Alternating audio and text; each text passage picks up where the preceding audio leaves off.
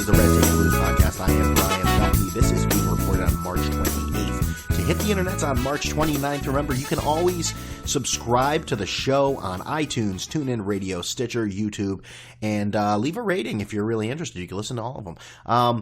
You can follow me on Twitter at BrianBuck13 and at Red Ticket Blues. So normally what happens is every Thursday I have an interview with a distinguished person in the sports media field. And today I decided, well, we're going to flip the script. We're going to have the Thursday interview come out for you today. Because I just got off a plane. I'm very tired, and the show will suffer. The quality won't be the same that the millions of listeners around the world have become accustomed to. So I'm doing this for you, damn it. We have Dave Sims, who is the voice of the Seattle Mariners, and really Dave has done everything in the field you could possibly imagine. Writer, broadcaster, play-by-play, hosts shows, radio programs. I mean, he's done it all. So I was lucky enough to get the opportunity to talk with Dave. So let's listen to that. We welcome in the current play-by-play voice of the Seattle Mariners from Root Sports Northwest, and that, of course, Dave Sims. Dave, welcome to the Red Ticket Blues podcast. Brian, good to be with you, man. How you doing? I'm doing great. Thanks for coming on. Let's jump into those aforementioned Mariners. I mean, by all means, a very disappointing campaign last year. Many pundits had them in the World Series. Of course, 76 wins is not going to cut it. There's been some additions, some subtractions, including a new general manager. How are the M's looking for the 2016 season? Well, I mean, here we are with about 10, 11 days to go in spring training. It's hard to really get a read on it. I mean, the feeling is good. Everybody's on the same page in terms of from the GM, Jerry DePoto, the stat service, to the coaches, to the players. Very enthusiastic. We got some more cuts to go, still to come. Get down to the 25, but you know they're all about controlling the strike zone, both offensively and defensively. I think they're better. They say, and it appears to be, they're better suited to catch the ball in the spacious outfield of Safeco Field. Cruz and Cano are healthy. Seager's healthy. Felix is back, so we'll see. I think they're going to be very competitive. I think they're flying under the radar as opposed to last year at this time when they were the sexy choice to possibly get to the World Series. So we'll see. I mean, I don't think anybody has a handle at this stage on what's going to happen in baseball. I mean, I think, you know, when you get to the quarter pole of the season, I think you'll have a better opportunity to know what's going on. But you know, the optimism is high, and you know, let's see what happens. You know, the optimism is always high in spring training. Yeah, no, I understand, and you're probably right. Flying under the radar is probably a better place you want to be than the pick to go to the World Series. In Seattle, the Seahawks are always lauded for their passionate, loud fan base. You know, we hear it, we see it at CenturyLink Field. How would you describe Mariners fans to an out-of-towner? Well, we have a very loyal fan base.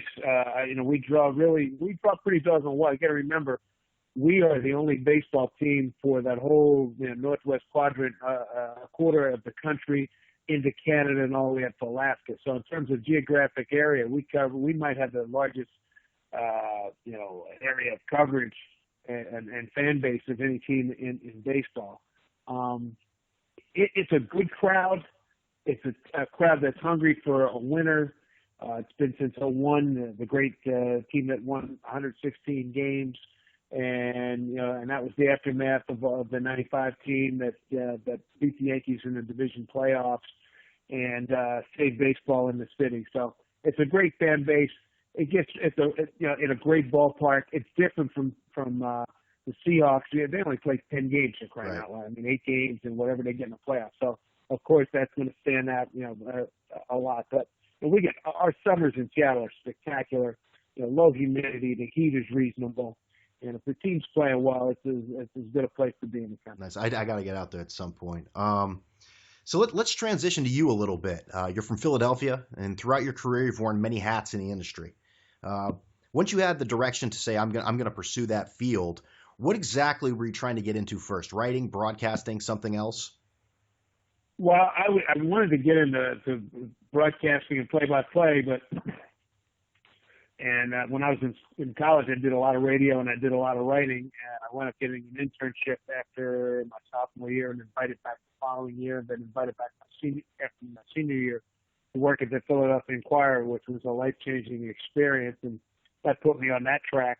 And I wound up at the New York Daily News for 7 years, and so the newspaper background was in a lot of respects, it's sort of like getting an unofficial master's degree in journalism. And the experiences were tremendous. Learning how to write and work under pressure, learning how to deal with people, all kinds of people. And then, broadcasting opportunity, a couple of them came up and we jumped on them and things have worked out pretty well. All right. So, let's look at this. You were doing sports talk on WNBC Sports Night before the actual idea of sports radio even existed with a behemoth like WFAN. When you were taking calls on Sports Night, did you ever think the industry had a shot to become what it is now?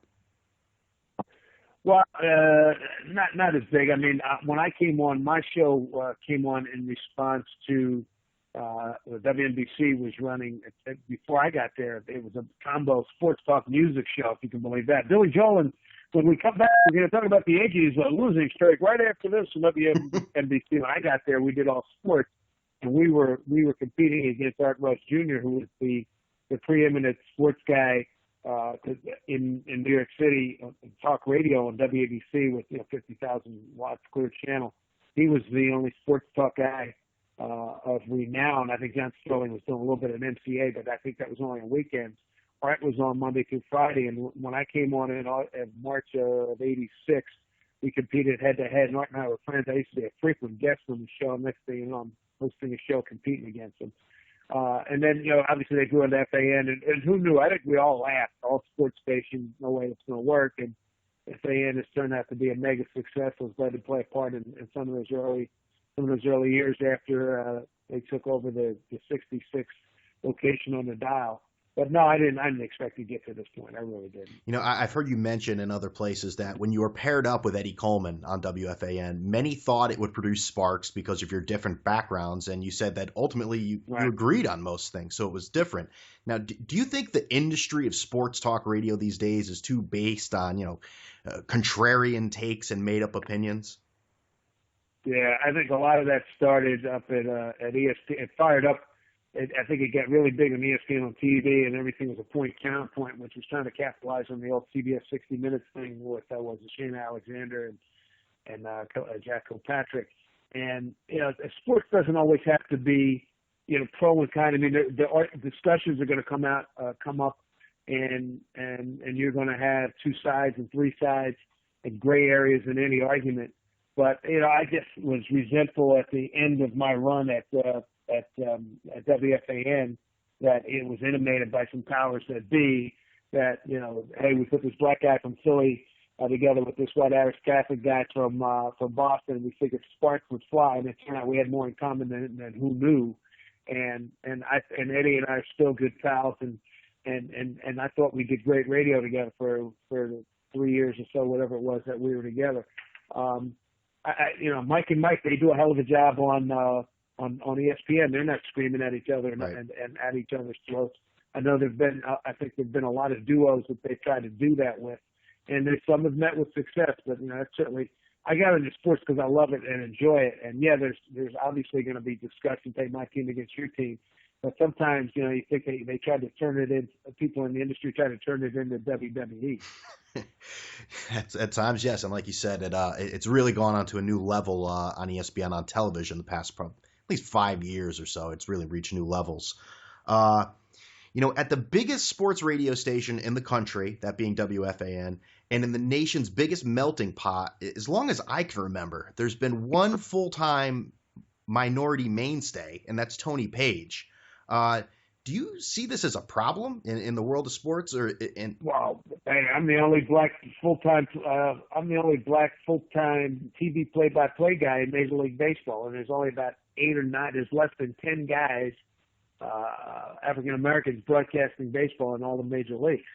And when I was, and that's, I don't know if it's by design or not, but when I was at WNBC, I was the only black guy there. I was the only black guy at WFAN, and since then, there've only been, I think, at a time there might have been Bill Daughtry and Tony Page.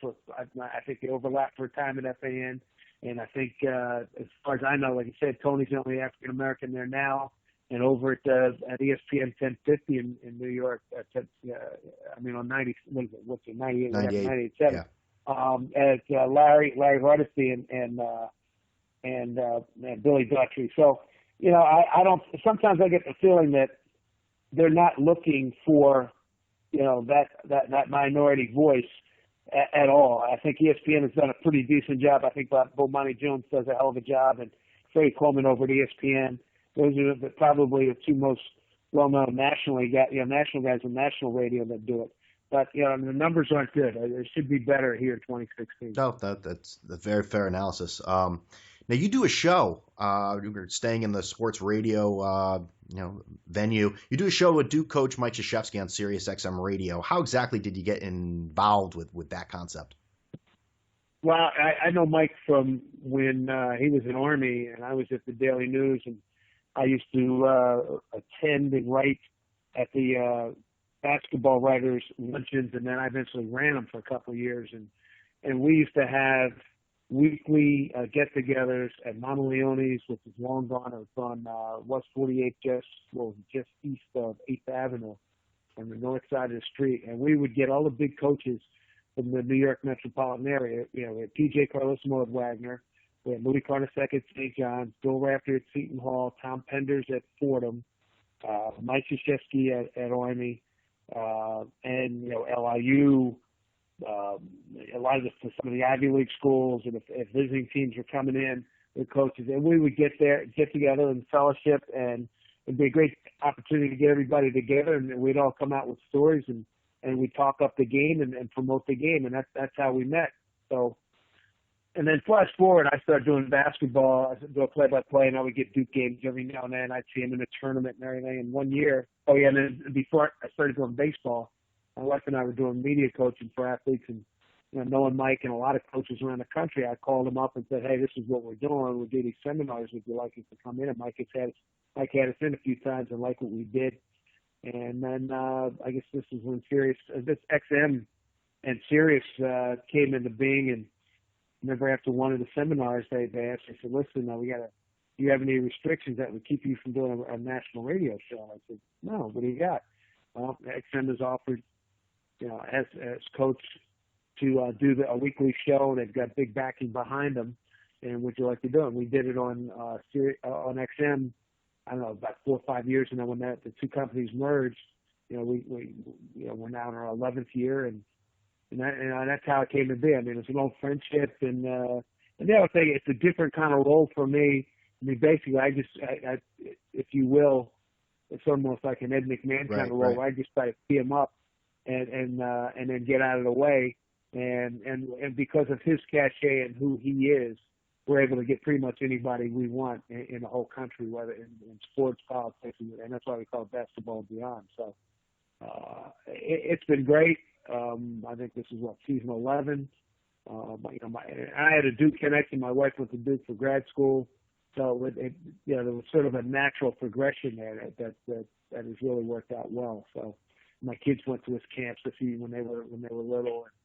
And so it's been a great relationship and a terrific run. Yeah, when you have someone like Coach K, I'm sure the talent pool is quite accessible to bring guests. Oh, I mean, we can get anybody. It's ridiculous. I mean, when the NASCAR champion, when they crown a NASCAR champion, we usually get them on. When the Daytona 500 winner, I think I'm trying to remember. I know we've had a couple of golfers on. We always get the football coaches, teams if they're running hot and during the season. And then whoever wins the Super Bowl, we generally get them on. I mean, we had Coach Kubiak on. Actually, we had Kubiak before the Super Bowl. We had Bill Belichick on a few times, and he's been funny. He's actually done a very well last, and that's not an exaggeration. He's been great. And it turned out Bill and I are about the same age, and he played college football against some guys I went to high school with. So that was pretty cool. I mean, we've had Arnie Duncan, the former Secretary of Education, on. We've had Mrs. George H.W. Bush on. Let's see, we've had a lot of guys in baseball. We had Joe Torre, Mike Scioscia, Joe Madden. But most recently, we had Bryce Harper. He's a big Duke fan. Mike Trout's a huge Duke fan, so we had him on recently. Interesting. Barkley's on. Yeah, Barkley's on every year, and we get Billis every year. And then the coaches, I mean, you just run right through them. Calipari, Izzo, Bob Huggins. If he's on the pro side, we get Greg Popovich. We've had LeBron. We've had Kobe. We had Dwayne Wade. I mean, it's a who's who of people we've had over the last 11 years. Yeah, it's been phenomenal. Yeah, that list could just keep going on, I bet. You've talked sports. You're talking about the sports that you've covered, and then the play-by-play. Now you've done the big three, really, in this country, that being baseball, football, and basketball. Which do you enjoy the most? My standard answer, and I mean this wholeheartedly, it's like, which one of my sons do I love more? I mean, they're all great. Okay. They're all different. All different timing, rhythm, and cultures, and it's been great. I mean, I did something like 18 or 19 years of NFL and the NCAA tournament on Westwood One Radio, and then my 10th year doing Mariners TV and Mariners on TV and radio. I did a lot of ESPN, the ESPN regional football and basketball. I mean, I've truly lived the dream, man. I mean, I can remember playing card games and dice games with my pals in Philly, and playing stickball, and we'd be pitching and announcing at the same time. I mean, it's really been a dream come true, and I'd like to continue like that as long as I can. So let's bring it full circle here, back to the Mariners. Since 2007, you've been the television play-by-play man for the Seattle Mariners. Now, baseball is going through some changes regarding rules and a culture change, so to speak. So where do you stand on the hot-button issue of bat flipping and soaking in the moment, which, in the past few years has really become a fabric of baseball, for better or worse, depending on who you talk to? Yeah, I'm not going to go Goose Gossage on you. I mean, I still don't have a problem with what Batista did. I mean, it was in the moment. It was a great moment. I thought it was terrific. I mean, I might have been a little, hacked off, and it happened against us. But it was a great moment. I mean, come on. I mean, and it was the postseason, and obviously, like a lot of things in life, if you abuse them, or if you do it too much, or you go to the well too often, then it becomes, just stupid. And I don't want guys in there every day, baseball doing that kind of stuff. But I mean, when guys come home with a home run, they touch them all and high five and all that kind of stuff. They have their little routine. I don't have a problem with that stuff. But again, the moments that came out that sort of raised the temperature. Yeah, I mean, that kind of stuff. It's as long as it doesn't get abusive, man, I don't have a problem with it. I mean, if it's in a big moment, you're allowed to celebrate with your guys. Just try not to show up. Don't go out of your way to show off the opposition. Right. I mean, I sort of get what Harper was saying. I mean, and it's a generational thing. He watches his contemporaries in the other sports, and they're able to do that kind of stuff, and nobody thinks anything of it. Although I know in football, a guy makes a sack or makes a routine play, makes a stop, and everybody's got to do a dance. And I blame a lot of that on TV. We don't have to show it. Right. But you just gotta just be classy about it. Try to be enthusiastic, but yet at the same time be classy and don't be abusive. Because the other thing too, what goes around in baseball, it seems like it always does come back around eventually. I think that's the main thing. What goes around comes around. I think some people and players don't understand that, and I also agree with what you said too. It's hard to control emotion sometimes when you start choreographing it. That it's sort of your signature move. Then it's a bit tiresome. And those game changes concerning speeding up the game and enforcing and reviewing the neighborhood play. You think that's good for baseball? Yeah, I don't have anything against Chase Utley. As a guy who grew up a Philly fan and rooted for them when they had their glory years during the early part of the century. I thought that was he was great. I didn't like the way he took the kid out. Was it Flores with the Mets? I thought that was over the top. I think the new rules are good.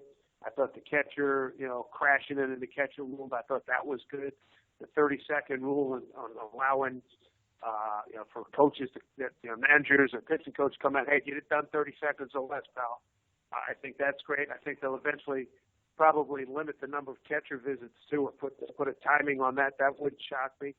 I have no problem with it. Speed it up, and I think Harper makes a point.